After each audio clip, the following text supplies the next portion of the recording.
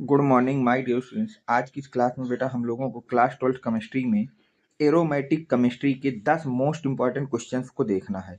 Aromatic chemistry में अगर आप ये 10 क्वेश्चनों को अच्छी तरह से लर्न कर लेते हैं बेटा तो कोई भी क्वेश्चन इसके बाहर से नहीं आएगा। तो जो भी क्वेश्चन आज के इस वीडियो में मैं आपको बता रहा हूँ बस इतने क्वेश्चनों को याद कर लीजिएगा। एरोमेटिक केमिस्ट्री में अगर कोई भी क्वेश्चन पूछा जाएगा तो वो इन्हीं 10 में से कोई ना कोई क्वेश्चन जरूर होगा। अब हम बात करते हैं बेटा पहले क्वेश्चन की। देखिए अब देखिए अगला क्वेश्चन आपसे क्या कह रहा है बेटा कि नाइट्रोबेंजीन बनाने की दो विधियां तथा इसकी अम्लीय तथा उदासीन माध्यम में अपचयन अपक्रिया का रासायनिक समीकरण लिखिए। ये क्वेश्चन बेटा बोर्ड में 2015 में आपसे पूछा जा चुका है। तो इसमें आपसे पहले पूछ रहा है कि नाइट्रोबेंजीन बनाने की दो विधियां लिखना है। सबसे पहले तो नाइट्रोबेंजीन बनाने की दो विधियां लिखना है, तो हेडिंग डालेंगे बेटा हम लोग नाइट्रो बेंजीन बनाने की दो विधियों दो विधियों के रासायनिक समीकरण, दो विधियों के रासायनिक समीकरण। ये सबसे पहले आपको हेडिंग डाल लेना है बेटा, रासायनिक समीकरण। ठीक है, पहली हेडिंग यही है कि हमको नाइट्रोबेंजीन बनाने की दो विधियों के रासायनिक समीकरण लिखना है। ठीक है, केवल रासायनिक समीकरण हमसे पूछा है, इसमें थ्योरी नहीं लिखना है।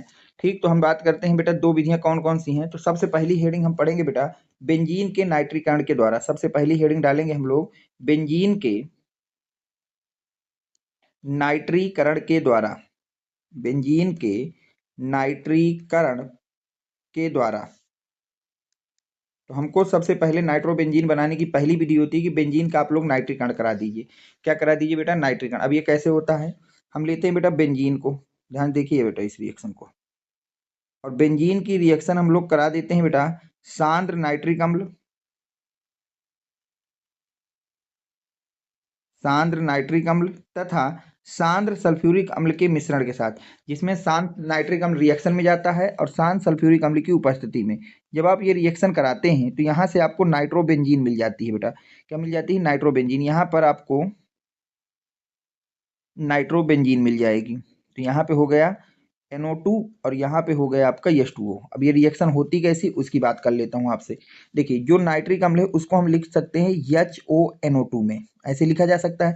तो ये जो यहाँ से क्या होता है, बेंजीन से एक हाइड्रोजन हम निकाल के लाते हैं, तो यहाँ पर OH उस हाइड्रोजन को लेके चला जाता है तो बना लेता है जल, और बचा क्या? NO2 को वहीं पे जोड़ देना है जहाँ से हमने हाइड्रोजन को निकाला। तो ये पहली मेथड ऑफ प्रिपरेशन है बेंजीन, नाइट्रोबेंजीन को बनाने में, कि बेंजीन का नाइट्रीकरण करा दी। ये आपकी हो गई बेंजीन, ये हो गया नाइट्रिक एसिड, और ये हो गया बेटा नाइट्रोबेंजीन। ये हो गया आपका नाइट्रोबेंजीन। तो अगर आपको नाइट्रोबेंजीन बनाना है तो पहली विधि है कि बेंजीन की अपक्रिया करा दीजिए सांद्र नाइट्रिक अम्ल के साथ सांद्र सल्फ्यूरिक अम्ल की उपस्थिति में, तो वहां से आपको नाइट्रोबेंजीन मिल जाएगा। अब दूसरी विधि की बात करते हैं कि दूसरी विधि कौन सी है नाइट्रोबेंजीन बनाने, क्योंकि दो विधियां हमसे पूछा है। तो दूसरी विधि है आपके पास benzene die azonium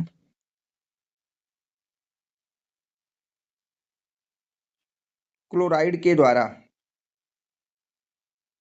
die azonium chloride के द्वारा। अब हमारे पास दूसरा जो है बेंजीन नाइट्रोबेंजीन बनाने की विधि है कि बेंजीन डाई एजोनियम के द्वारा आप बना लीजिए। अब इसके द्वारा कैसे बनता है? हम लेते हैं बेटा बेंजीन डाई एजोनियम क्लोराइड को, ध्यान से देखिए बेटा, हम यहाँ से लेते हैं बेंजीन डाई एजोनियम क्लोराइड को। ये होता है सूत्र बेटा बेंजीन डाई एजोनियम क्लोराइड का, और इसकी रिएक्शन कराते हैं सोडियम नाइट्राइट के साथ। सोडियम नाइट्राइट का सूत्र होता है Na2। जब इसके साथ हम यहाँ से रिएक्शन कराते हैं तो जो ये नाइट्रोजन, जो आपका क्लोरीन है वो Na के साथ निकल के बना लेता है बेटा NaCl, नाइट्रोजन N2 गैस के रूप में अलग हो जाता है। अब बचा क्या हमारे पास? बचती है बेटा बेंजीन रिंग, और उस बेंजीन रिंग के ऊपर लग जाता है NO2 समूह। कौन सा समूह लग जाता है बेटा? NO2 समूह। तो ये दूसरा मेथड ऑफ प्रिपरेशन हो गया आपके पास क्या बनाने का?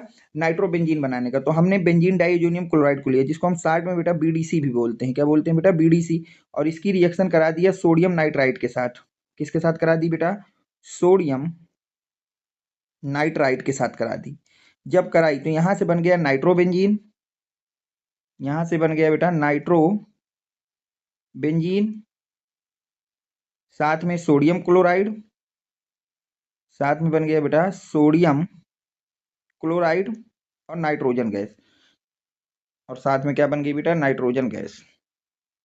तो नाइट्रोबेंजीन बनाने की दूसरी विधि है कि बीडीसी के द्वारा बना लीजिए, बीडीसी की क्रिया करा दीजिए सोडियम नाइट्राइड के साथ, तो वहां से आपको नाइट्रोबेंजीन मिल जाती है।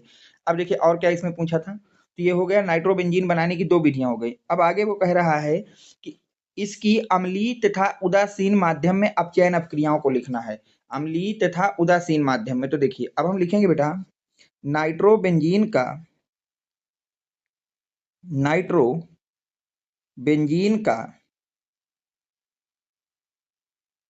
अम्लीय माध्यम में अपचयन, नाइट्रोबेंजीन का अम्लीय माध्यम में अपचयन। अब हमको नाइट्रोबेंजीन का अपचयन कराना है, पर किस माध्यम में बेटा अम्लीय माध्यम में। तो देखिए केवल यहाँ पे रासायनिक समीकरण उसने पूछा है, तो हमको कोई थ्योरी नहीं लिखनी। अब देखिए रिएक्शन कैसे होगी। अब हम ले लेंगे बेटा नाइट्रोबेंजीन को, ये हो गई बेटा हमारे पास नाइट्रोबेंजीन। अब अम्लीय माध्यम में अपचयन कराना है, तो हम इसका अपचयन कराते हैं बेटा टिन तथा HCl के मिश्रण के साथ, और ये मिश्रण बेटा आपको 6 नवजात हाइड्रोजन, ये नेसेंट हाइड्रोजन देता है। अब ये 6 हाइड्रोजन में से 4 हाइड्रोजन 2 ऑक्सीजन को लेकर के बना लेते हैं बेटा 2 मोल ऑफ वाटर। अब आपके पास 6 में से कितने हाइड्रोजन बचे बेटा 2 हाइड्रोजन बचे, और वो 2 हाइड्रोजन हमने नाइट्रोजन को दे दिया, तो वहां से हमको मिल जाती है एनिलीन। यहाँ से हमको क्या मिल जाता है बेटा एनिलीन। तो ये पहला हो गया अम्लीय माध्यम में, इनके नाम लिख लेते हैं। ये आपका है नाइट्रोबेंजीन, ये आपका क्या हो गया बेटा नाइट्रोबेंजीन, और इसको हम लोग बोलते हैं एनिलीन। ये भी क्वेश्चन हो गया। अब देखिए और क्या आपसे पूछ रहा है, तो हमसे दो विधियां थी, हो गई अम्लीय माध्यम में अपचयन हो गया। अब हमसे कह रहा है उदासीन माध्यम में अपचयन कराइए। किस माध्यम में कराना है बेटा उदासीन माध्यम में हमको इसका अपचयन कराना। तो देखिए उदासीन माध्यम में अपचयन कैसे होगा। हो गया यहाँ तक। अब देखिए हेडिंग पड़ेगी नाइट्रोबेंजीन का, नाइट्रोबेंजीन का उदासीन माध्यम में अपचयन, उदासीन माध्यम में अपचयन। अब हमको अपचयन तो कराना है, पर किस माध्यम में कराना है बेटा नाइट्रोबेंजीन का अपचयन उदासीन माध्यम में। किस माध्यम में कराना है बेटा उदासीन माध्यम में। तो देखिए वैसे कहाँ होगा, तो उदासीन माध्यम में जब हम नाइट्रोबेंजीन का अपचयन कराते हैं, तो ये तो हो गई बेटा हमारे पास नाइट्रोबेंजीन। अब इसका अपचयन कराना है हमको उदासीन माध्यम में, तो इसका अपचयन हम करा देते हैं जिंक तथा अमोनियम क्लोराइड के मिश्रण के साथ, जिंक तथा अमोनियम क्लोराइड के मिश्रण के साथ। और ये मिश्रण क्या करता है बेटा 4 नेसेंट हाइड्रोजन देता है।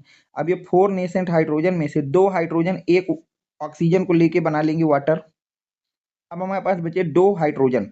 अब वो 2 हाइड्रोजन क्या करते हैं ध्यान से देखिए, अब वो 2 नाइट्रोजन हाइड्रोजन में से एक हाइड्रोजन नाइट्रोजन को दे देते हैं और एक हाइड्रोजन दे देते हैं ऑक्सीजन को, तो हमारा ये कंपाउंड बनता है। अब इनके नाम क्या होंगे उसकी बात कर लेते हैं। ये तो हो गया नाइट्रोबेंजीन, ये हमारा हो गया बेटा नाइट्रोबेंजीन। और इसको बोलते हैं बेटा देखिए नाइट्रोजन से फेनिल जुड़ा है, तो नाम लिखेंगे एन फेनिल। ये बात कई बार बता चुका हूं कि अगर नाइट्रोजन से कोई चीज जुड़ी है तो उसको एन लिख करके उसका नाम लिखते हैं। तो ये हो जाएगा एन फेनिल हाइड्रोक्सिल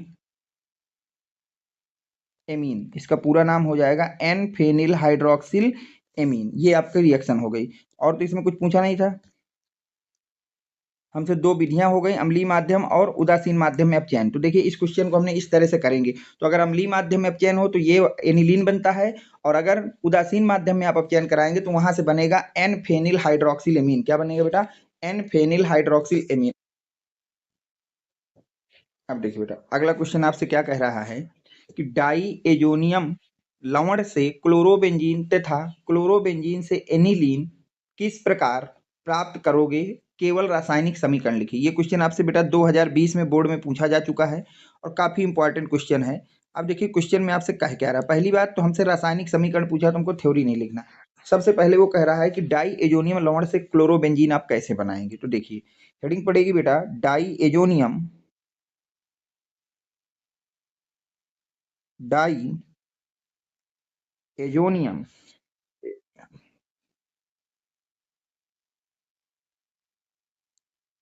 नियम लवण से क्लोरोबेंजीन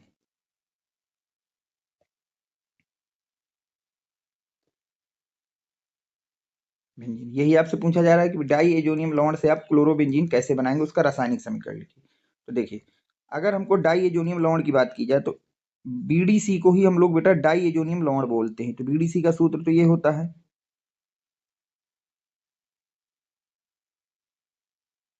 और इससे आपको बनाना क्या है बेटा, बनाना है आपको इससे क्लोरोबेंजीन को। किसको बनाना है बेटा, क्लोरोबेंजीन। तो इसकी रिएक्शन करा देंगे हाइड्रोक्लोरिक एसिड के साथ, और किसकी प्रेजेंस में बेटा, कापर चूर्ण की प्रेजेंस में। किसकी प्रेजेंस में, वो क्यूप्रस क्लोराइड या कापर चूर्ण, किसी भी क्यूप्रस क्लोराइड की उपस्थिति में इसकी रिएक्शन कराते हैं। जैसे ही हम रिएक्शन कराते हैं तो यहाँ से हमको मिलता है बेटा क्लोरोबेंजीन, साथ में नाइट्रोजन गैस, साथ में बेटा HCl, साथ में क्या मिल जाता है बेटा, HCl। ठीक है, और यहाँ पर सबके नाम मैं लिख दे रहा हूँ। तो ये आपका हो गया बेटा डाई एजोनियम लवण, जिसको हम लोग बेंजीन डाई एजोनियम क्लोराइड या बीडीसी कहते हैं, और ये हो गई क्लोरोबेंजीन। ये आपकी क्या हो गई बेटा, क्लोरोबेंजीन। तो पहली रिएक्शन हो गई कि अगर आपको डाई एजोनियम लवण से क्लोरोबेंजीन बनाना है तो उसकी रिएक्शन करा देंगे हाइड्रोक्लोरिक एसिड के साथ एस क्यूप्रस क्लोराइड की उपस्थिति में, और ये रिएक्शन होती है बेटा सैंड मायर रिएक्शन। इस रिएक्शन का नाम क्या होता है बेटा, सैंड मायर रिएक्शन। पहला तो क्वेश्चन ये हो गया, सॉल्व हो गया। अब इसमें और क्या पूछा था बेटा, क्लोरोबेंजीन से एनिलीन किस प्रकार से प्राप्त किया जाता है। तो अगला हमारे पास क्वेश्चन है, क्लोरोबेंजीन से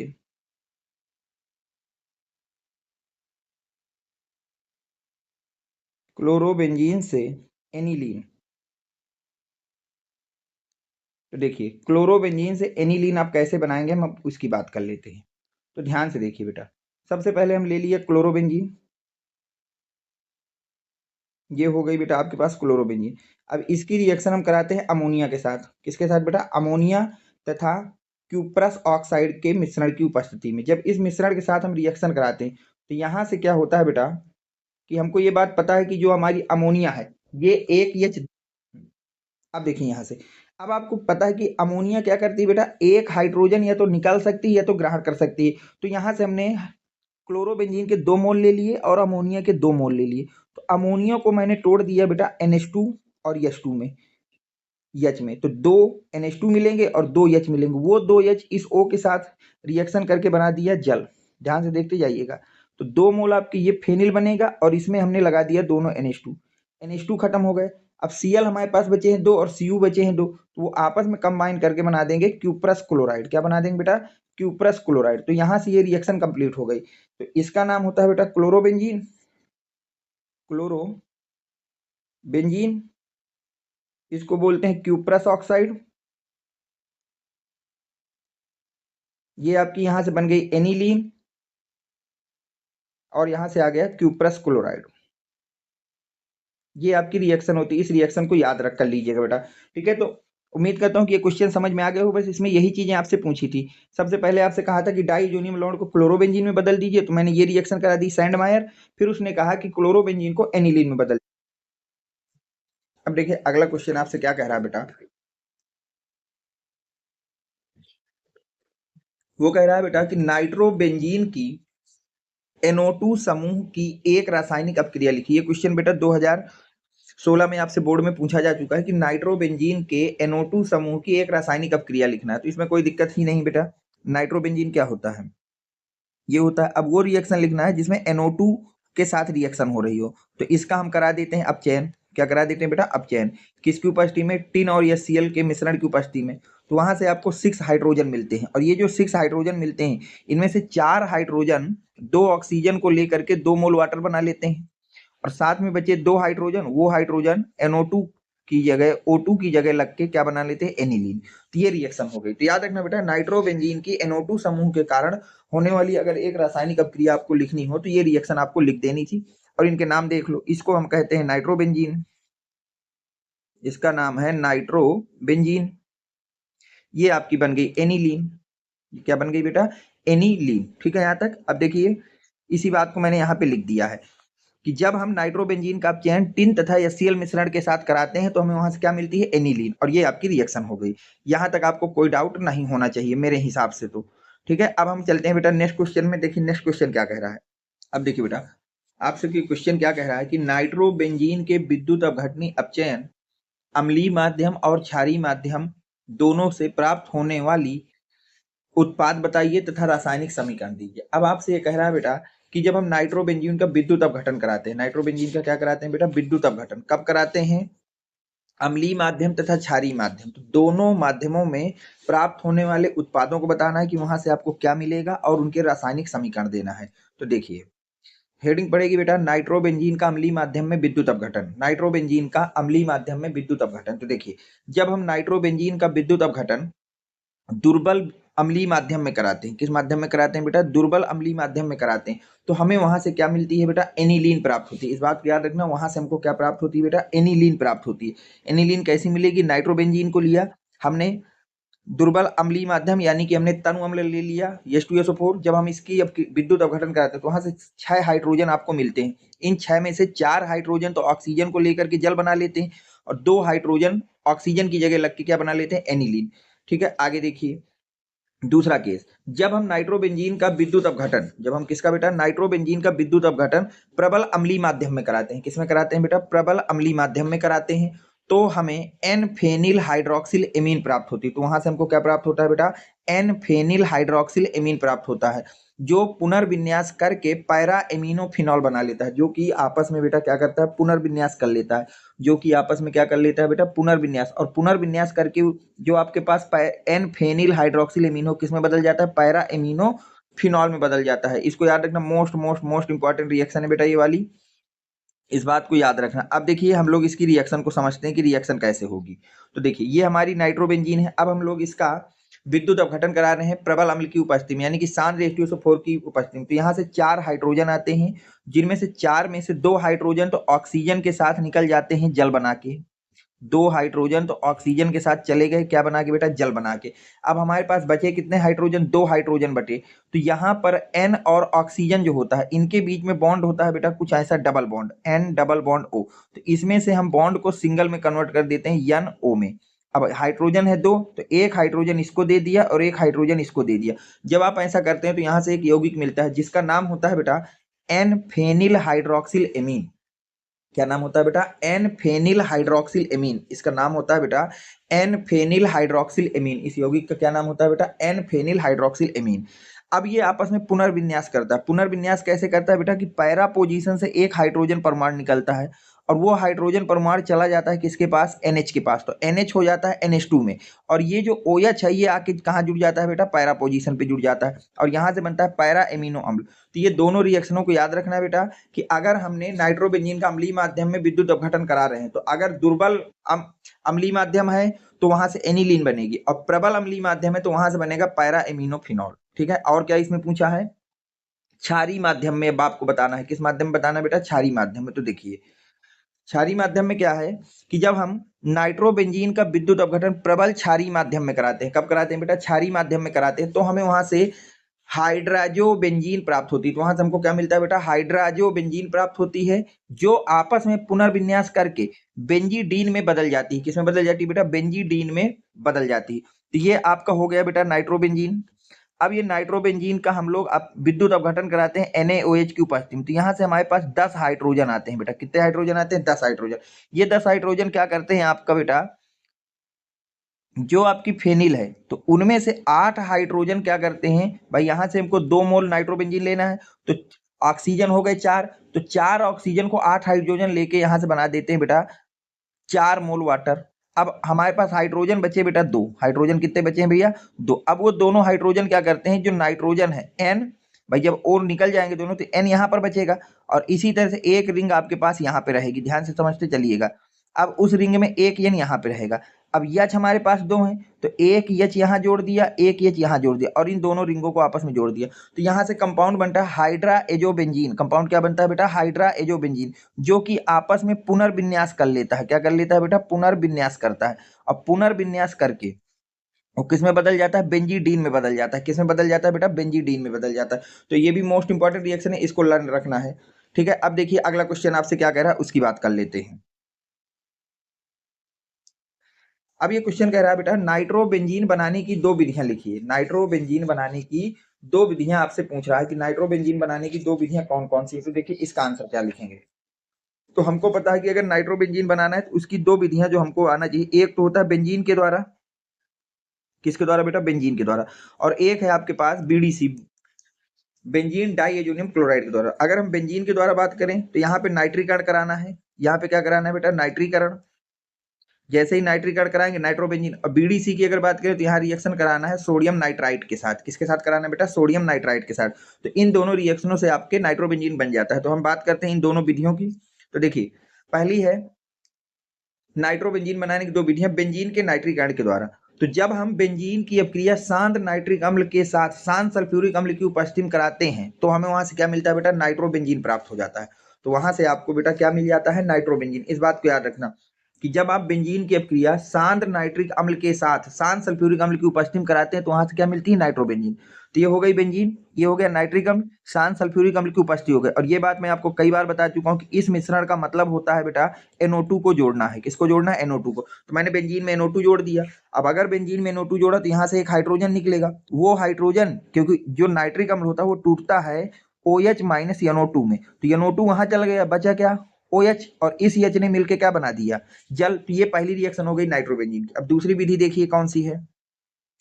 अब दूसरी विधि क्या कहती है बेटा कि जब हम बेंजीन डाइएजोनियम क्लोराइड की अपक्रिया सोडियम नाइट्राइट के साथ कराते हैं तो हमें वहां से नाइट्रोबेंजीन मिलता है। कैसे मिलता है, ये हो गया बेंजीन डाइएजोनियम क्लोराइड, ये हो गया सोडियम नाइट्राइट। तो सोडियम नाइट्राइट में जो ये Cl है वो सोडियम के साथ निकल जाता है बेटा। तो यहां से बन गया NaCl, यहां से क्या बन गया, NaCl। ठीक है। अब जब NaCl बन गया, ये N2 अलग से निकल गया, तो बचा क्या, NO2। NO2 N2 की जगह आके बना लेगा नाइट्रोबेंजीन। तो ये दो विधियां थी बेटा इसको बनाने की। उम्मीद है कि ये क्वेश्चन आपके समझ में आ गया होगा। ठीक है, अब देखते हैं नेक्स्ट क्वेश्चन को।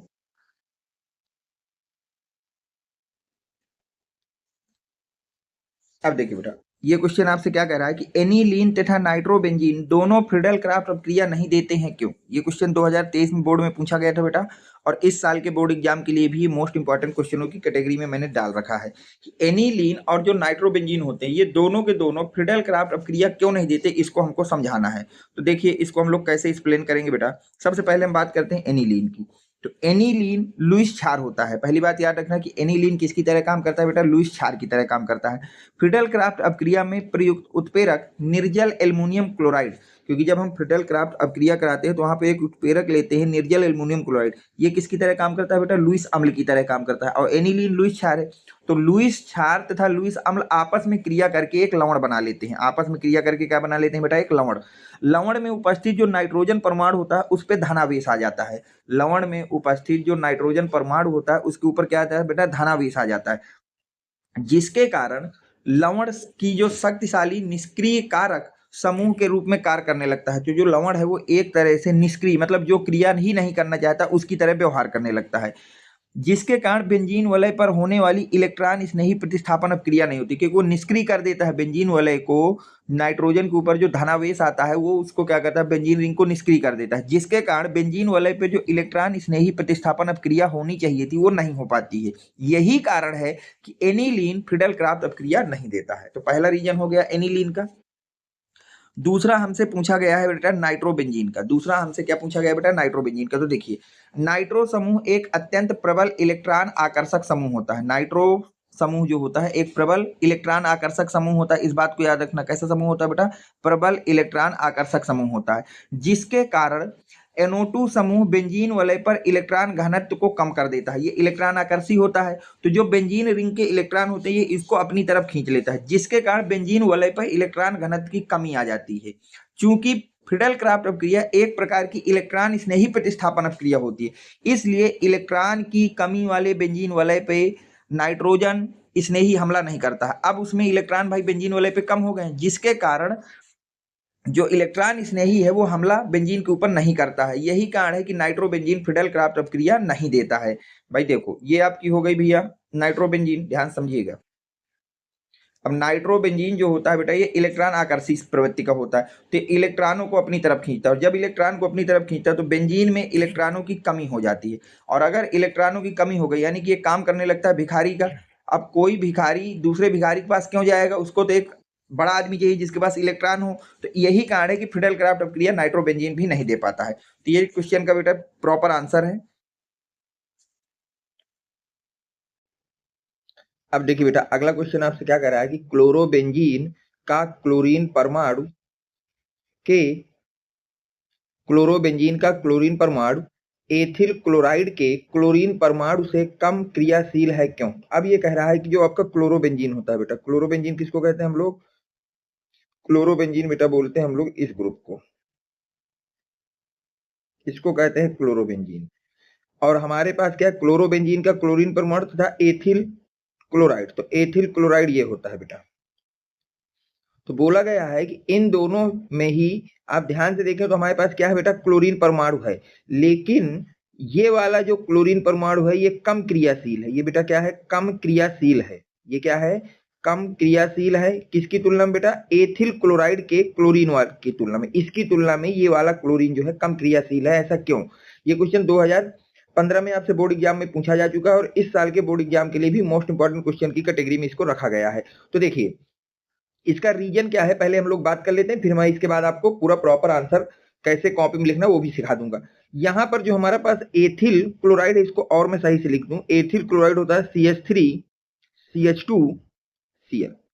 अब देखिए पहला रीजन क्या है यहाँ पर, तो यहाँ पर ये जो क्लोरीन परमाणु है ये जिस कार्बन से जुड़ा है, इस कार्बन का जो हाइब्रिडाइजेशन या संकरण होता है वो होता है बेटा sp2। जबकि एथिल क्लोराइड में क्लोरीन परमाणु जिस कार्बन से जुड़ा होता है उसका हाइब्रिडाइजेशन होता है बेटा sp3। और हमने जब आपको कक्षा 11th में आपने चैप्टर पढ़ा होगा बेटा रासायनिक आबंधन वाला चैप्टर, तो वहां आपको मैंने बताया था कि जितना ज्यादा परसेंटेज यस होगा, जितना ज्यादा परसेंटेज क्या होगा, यस, उसकी क्रियाशीलता उतनी ही कम होगी। उसकी जो क्रियाशीलता होगी वो उतनी ही क्या रहेगी बेटा, कम रहेगी। क्रियाशीलता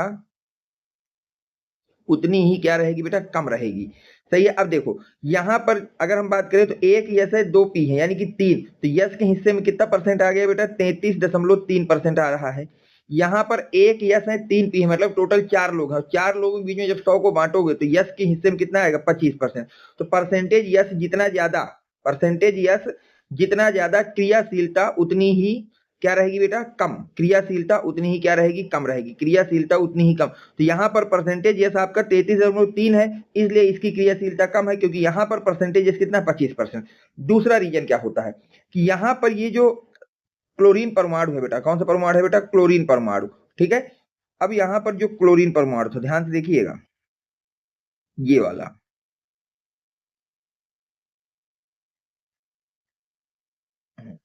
अब इस क्लोरीन परमाणु के पास क्या होते हैं बेटा, इलेक्ट्रॉन युग्म होते हैं। क्या होते हैं बेटा, इलेक्ट्रॉन युग्म होते हैं। 3 4 5 6, इसके बाद 6 इलेक्ट्रॉन युग्म होते हैं। तो ये इनमें से एक इलेक्ट्रॉन युग्म का जोड़ा क्या करता है बेटा, बेंजीन रिंग के जो पाई इलेक्ट्रॉन है, ये जो पाई इलेक्ट्रॉन है इनके साथ क्या करता है, अनुनाद कर लेता है, संयुग्मन करता है, जिसके कारण से यहाँ पर जो कार्बन और क्लोरीन के बीच में बॉन्ड है ये सिंगल बॉन्ड ना होकर के बेटा पार्शियली डबल बॉन्ड हो जाता है। किसके कारण, अनुनाद के कारण। जबकि एथिल क्लोराइड में, किसमें बेटा, एथिल क्लोराइड में क्लोरीन के पास भी यहां पर इलेक्ट्रॉन युग्म होते हैं। क्या होते हैं बेटा, इलेक्ट्रॉन युग्म, पर ये इलेक्ट्रॉन युग्म अनुनाद में भाग नहीं लेते। तो यहां पर प्योर सिंगल बॉन्ड है, प्योर क्या है बेटा, सिंगल बॉन्ड है। और यहां पर क्या है बेटा, पार्शियल डबल बॉन्ड है। एग्जैक्ट नहीं, लेकिन थोड़ा सा इसके ऊपर कैसा नेचर बेटा, पार्शियल डबल बॉन्ड है। पार्शियल क्या है बेटा, डबल बॉन्ड। यहां पर ये, अब सिंगल बॉन्ड को तोड़ना ज्यादा आसान होता है as compared to partial double bond. तो ये जल्दी टूटेगा, ये जल्दी टूटेगा, तो इसकी क्रियाशीलता ज्यादा रहेगी और इसकी कम रहेगी। ये इसके दो रीजन है। अब हम लोग देखिए आंसर कैसे लिखेंगे, बोर्ड की कॉपी में इस बात को समझते हैं। तो देखिए क्लोरोबेंजीन का क्लोरीन परमाणु एथिल क्लोराइड के क्लोरीन परमाणु से कम क्रियाशील होता है, जिसके निम्न कारण है। अब वो कह रहा है कि जो क्लोरोबेंजीन का क्लोरीन परमाणु है वो एथिल क्लोराइड के क्लोरीन परमाणु से कम क्रियाशील होता है, इसके निम्नलिखित कारण है। कारण नंबर 1 पहला क्या कह रहा है बेटा, क्लोरोबेंजीन में उपस्थित क्लोरीन परमाणु के इलेक्ट्रॉन युग्म बेंजीन के पाई इलेक्ट्रॉनों के साथ अनुनाद करती है। ये बात मैंने अभी पीछे आपको बताई कि क्लोरोबेंजीन में उपस्थित जो क्लोरीन परमाणु है उसके इलेक्ट्रॉन युग्म बेंजीन के पाई इलेक्ट्रॉनों के साथ क्या करते हैं बेटा, अनुनाद करते हैं, जिसके कारण क्लोरोबेंजीन में कार्बन तथा क्लोरीन परमाणु के बीच बना बंध आंशिक द्विबंधित हो जाता है। और उस अनुनाद के कारण क्या होता है कि जो क्लोरोबेंजीन में क्लोरीन तथा कार्बन के बीच में जो बंध बना है वो बंध कैसा हो जाता है बेटा, आंशिक द्विबंधित हो जाता है। आंशिक क्या हो जाता है बेटा, द्विबंधित हो जाता है। ठीक है।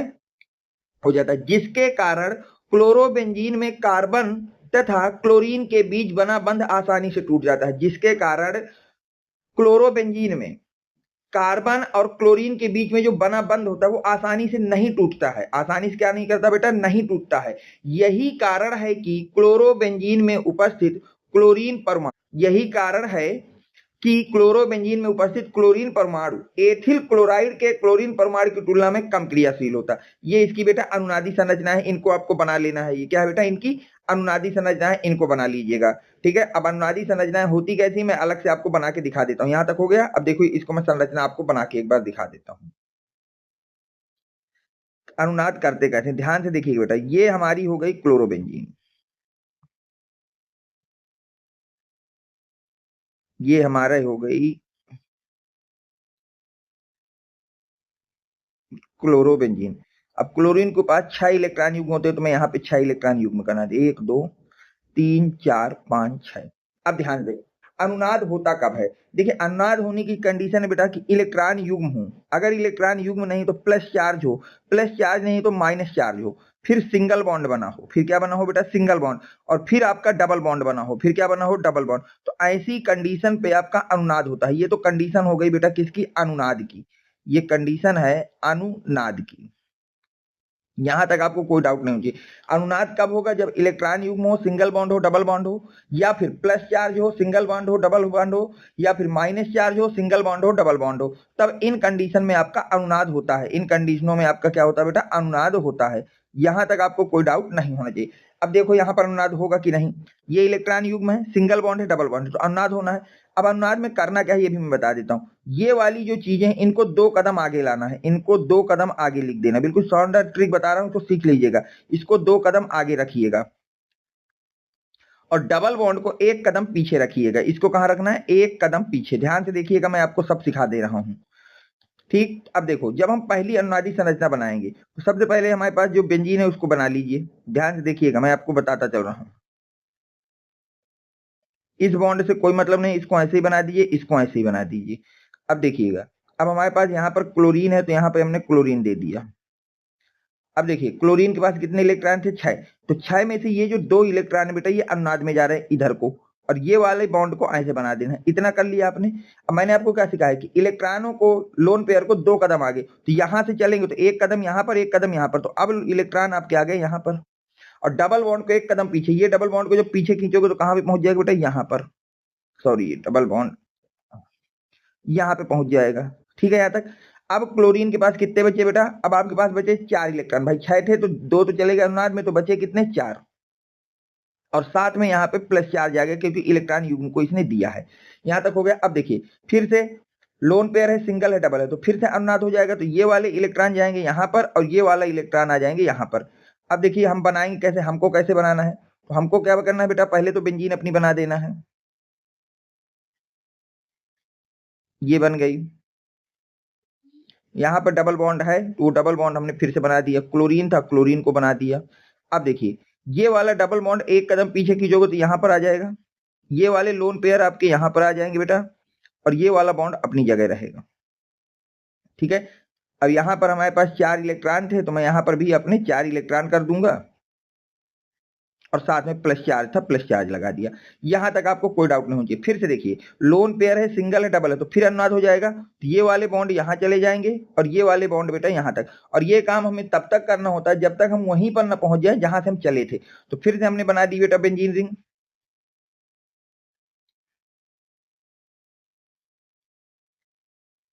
ये बॉन्ड अपनी जगह, ये वाले बॉन्ड को 1 कदम पीछे खींचोगे तो यहाँ पर आ जाएगा, और लोन पेयर को 2 कदम आगे रखोगे तो बेटा यहाँ पर आ जाएंगे। यहां तक आपको कोई डाउट नहीं होना चाहिए।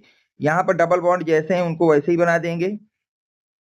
4 इलेक्ट्रॉन है, हमने 4 इलेक्ट्रॉन लगा दिए और साथ में प्लस लगा दिया। यहां तक आप कोई डाउट नहीं। फिर देखिए लोन पेयर सिंगल डबल, तो फिर से अनुनाद हो जाएगा। तो जब अनुनाद होगा तो ये वाले लोन पेयर यहाँ पे आ जाएंगे और ये पाई इलेक्ट्रॉन यहाँ पे, और जैसे ही पहुंचेंगे तो अब आपके पास अनुनादी संरचना बनेगी।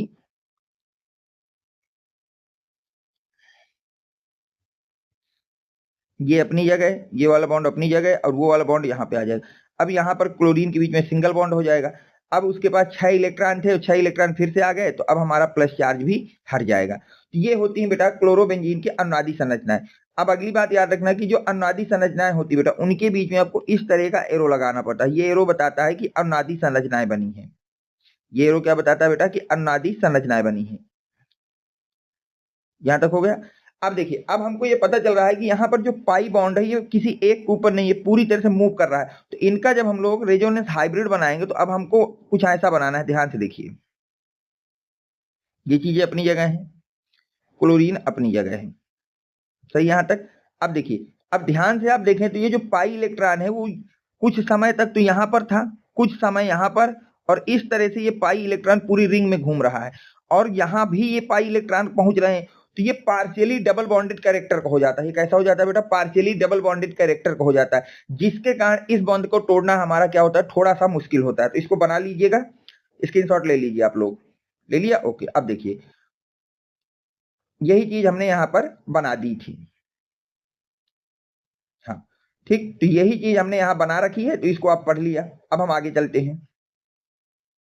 ये हो गया। हाँ, अब देखिए रीजन नंबर 2, किसका दूसरा रीजन क्या है? दूसरा रीजन क्या कहता है, क्लोरोबेंजीन में क्लोरीन परमाणु जिस कार्बन परमाणु से जुड़ा होता है, क्लोरोबेंजीन में क्लोरीन परमाणु जिस कार्बन परमाणु से जुड़ा होता है उसका संकरण sp2 होता है, और उसका जो संकरण है बेटा वो कितना होता है? sp2 होता है। जबकि एथिल क्लोराइड में क्लोरीन परमाणु जिस कार्बन परमाणु से जुड़ा होता है उसका संकरण sp3 होता है।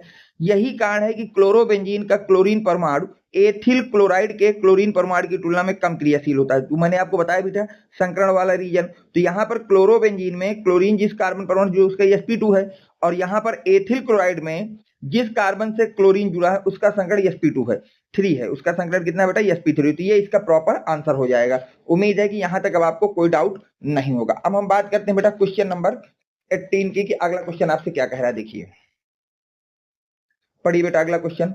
अगला आपसे कह रहा है सैंड मेयर अभिक्रिया पर टिप्पणी लिखिए। सैंड मेयर अभिक्रिया पर आपको क्या लिखना है बेटा? टिप्पणी लिखना है। अथवा सैंड मेयर अभिक्रिया का क्या उपयोग है, एक रासायनिक अभिक्रिया का उदाहरण देते हुए समझाइए। अब आपसे कह रहा है कि सैंड मेयर अभिक्रिया पर आपको टिप्पणी लिखना है, या फिर सैंड मेयर अभिक्रिया के क्या उपयोग है ये बता दीजिए एक रासायनिक अभिक्रिया का उदाहरण देते हुए। 2018 और 2020 में ये क्वेश्चन बोर्ड में रिपीट हो चुका है, और इस साल के बोर्ड के लिए भी ये मोस्ट इंपॉर्टेंट क्वेश्चनों में लिया जाता है। अब हम बात करते हैं कि इसका आंसर हम कैसे लिखेंगे। देखिए, सैंड मेयर अभिक्रिया, सबसे पहले मैं बात करूंगा आपसे सैंड मेयर अभिक्रिया की। सैंड मेयर अभिक्रिया क्या होती है?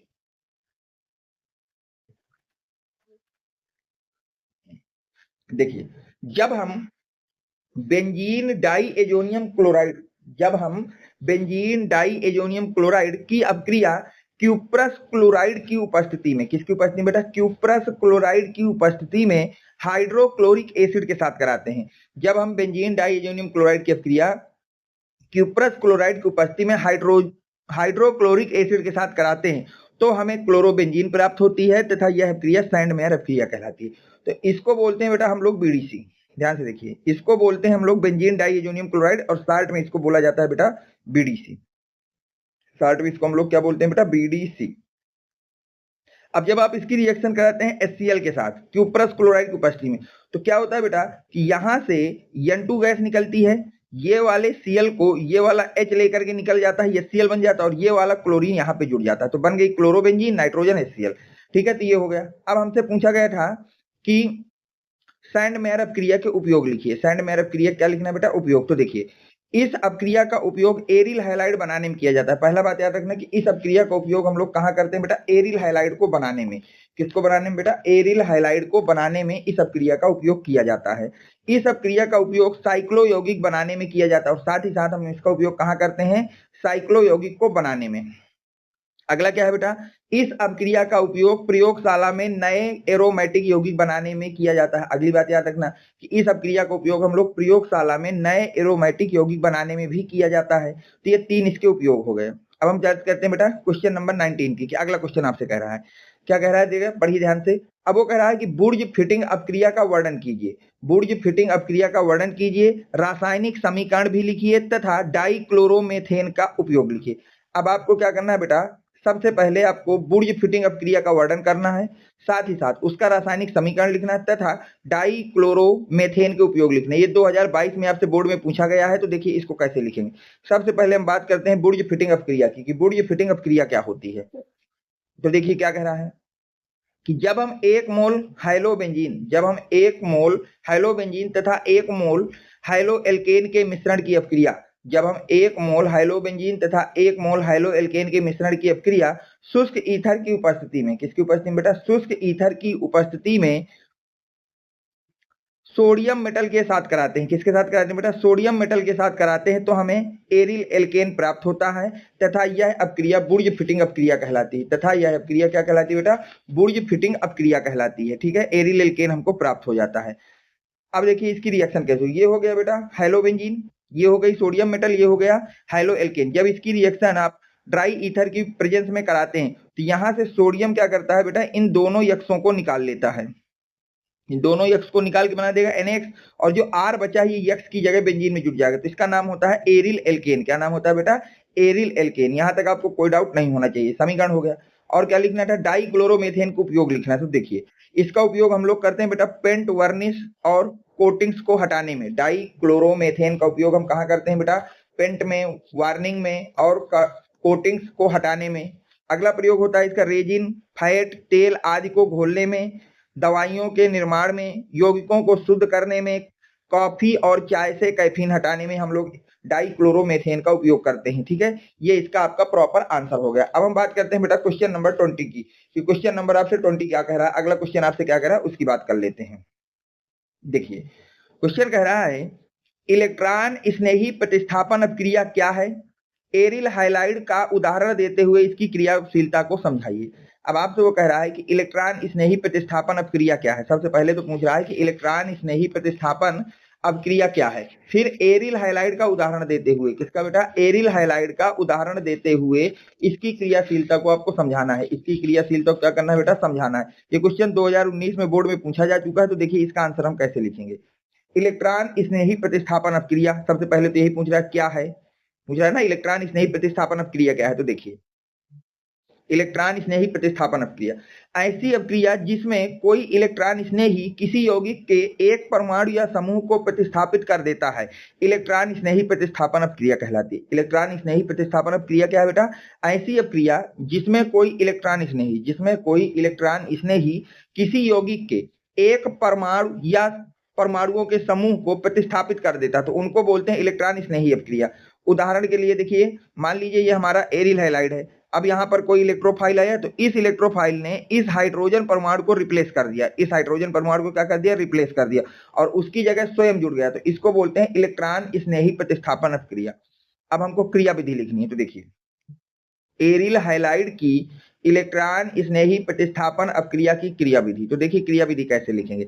एरिल हैलाइड की इलेक्ट्रॉन स्नेही प्रतिस्थापन अपक्रिया 3 पदों में पूर्ण होती है। जब आप एरिल हैलाइड की इलेक्ट्रॉन स्नेही प्रतिस्थापन अपक्रिया कराते हैं तो कितने पदों में पूर्ण होती है बेटा, 3 पदों में। अपक्रिया जर्नल क्या होती है, जब आप क्लोरोबेंजीन की अपक्रिया निर्जल फेरिक क्लोराइड की उपस्थिति में क्लोरीन के साथ कराते हैं, तो क्लोरीन जो है आर्थो और पैरा पोजीशन पे जुड़ जाता है, आर्थो पे जुड़ेगा और पैरा पे जुड़ेगा। ऐसा क्यों होता है इसकी बात हम कर लेते हैं। तो देखिए प्रथम पद इलेक्ट्रॉन स्नेही का निर्माण, सबसे पहले पद में क्या होता है, इलेक्ट्रॉन स्नेही का निर्माण होता है। कैसे होता है, सर्वप्रथम उत्प्रेरक FeCl3 जो कि लुईस अम्ल है, उत्प्रेरक FeCl3 जो कि कैसा है बेटा, लुईस अम्ल है, वह CCl बंध को तोड़कर क्लोरोनियम आयन जिसको Cl+ कहते हैं बना लेता है। तो सबसे पहले जो क्लोरीन परमाणु क्लोरीन होता है उसको उत्प्रेरक FeCl3 जो लुईस अम्ल की तरह काम करता है, वो इसके क्लोरीन के बीच में बने बंध को तोड़ देता है और उसको किसमें बदल देता है, क्लोरोनियम आयन में बदल देता है।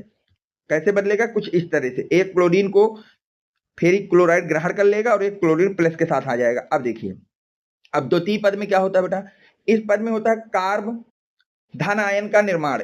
द्वितीय पद में क्या होता है बेटा, कार्ब धन आयन का निर्माण होता है। इसमें हमारा क्या होता है बेटा, कार्ब धन आयन का निर्माण होता है। कैसे होता है इसकी बात कर लेते हैं। देखिए द्वितीय पद हो गया कार्ब धन ion. Chlorobenzene chloronium ion benzene वलय की आर्थो तथा पैरा स्थितियों पर आक्रमण करता है। जो आपके पास क्लोरोनियम आयन बना है, ये बेंजीन रिंग की आर्थो, ये वाली पोजीशन आर्थो बोलते हैं और इस पोजीशन को पैरा बोलते हैं। जिससे बेंजीन वलय की एरोमेटिकता अस्थायी रूप से नष्ट हो जाती है। और जब ये आर्थो तथा पैरा स्थितियों पर आक्रमण करता है तो बेंजीन वलय की जो एरोमेटिकता होती है वो पूरी अस्थायी रूप से नष्ट हो जाती है और अनुनाद द्वारा स्थायित्व प्राप्त करके कार्ब धनायन बना लेता है। तो जब आपका एरोमेटिकता जो है अस्थायी मतलब जो हमेशा के लिए नहीं, थोड़ी देर के लिए नष्ट होती है फिर वापस आ जाती है, और इससे क्या होता है कि अनुनाद द्वारा ये स्थायित्व को प्राप्त कर लेता है और कार्ब धनायन बना लेता है। ठीक है, ये क्या बना लेता है बेटा, कार्ब धनायन को बना लेता है। ठीक, जैसे यहाँ पर देखिए ये क्लोरीन परमाणु यहाँ पे जुड़ा, यहाँ पे धनायन बना है, यहाँ पे धनायन बना। अब आगे देखिए एरोमेटिकता की बहाली। अब हमारी एरोमेटिकता वापस कैसे आएगी, तो देखिए ferric FeCl4 plus ion hydrogen को हटाकर, किसको हटा के बेटा, हाइड्रोजन को हटाकर डाइक्लोरोबेंजीन बना लेता है। हाइड्रोजन को हटा क्या बना लेता है, डाइक्लोरोबेंजीन बना लेता है और उत्प्रेरक पुनः प्राप्त हो जाता है। अब क्या होता है यहाँ से बेटा कि ये जो हमारे पास हाइड्रोजन परमाणु होती है, ये हाइड्रोजन परमाणु यहाँ से H प्लस के रूप में निकलता है। किसके रूप में निकलता है बेटा, H प्लस के रूप में। और जब प्लस के रूप में निकलेगा तो यहाँ पे माइनस दे देगा और ये प्लस और माइनस आपस में बॉन्ड को बना लेंगे। यही कंडीशन यहाँ पे होगी, जब ये H प्लस निकलेगा तो यहाँ पर आ जाएगा माइनस और ये प्लस और माइनस आपस में मिलकर यहाँ पर बॉन्ड बना लेते हैं। क्या बना लेते हैं बेटा, बॉन्ड को बना लेते हैं। इस तरह से यहाँ पर कहानी कंप्लीट होती है।